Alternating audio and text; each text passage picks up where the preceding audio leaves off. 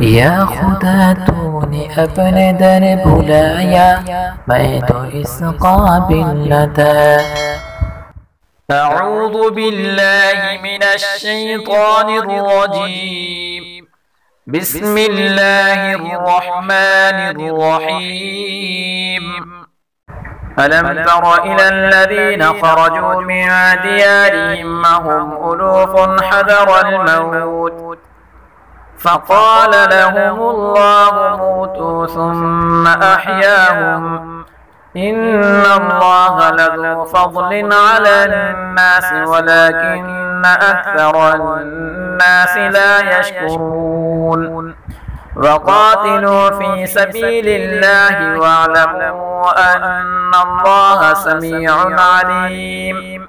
من ذا الذي يقرض الله قرضا حسنا فيضاعفه له أضعافا كثيرة والله يقبض ويبسط وإليه ترجعون. ألم تر إلى الملأ من بني إسرائيل من بعد موسى إذ قالوا لنبي له مبعث لنا ملكا نقاتل في سبيل الله قال هل عسيتم إن كتب عليكم القتال ألا تقاتلوا قالوا وما لنا ألا نقاتل في سبيل الله وقد أخرجنا من ديارنا وأبنائنا فلما كتب عليهم القتال تولوا إلا قليلا منهم والله عليم بالظالمين.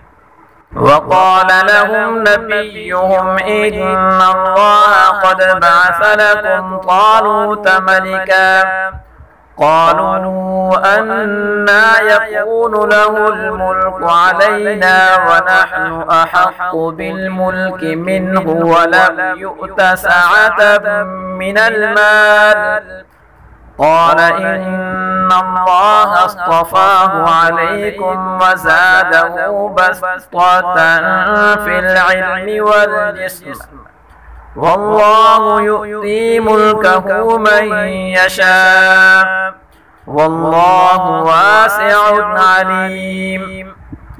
وقال لهم نبيهم إن آية ملكه أن يأتيكم التابوت فيه سكينة من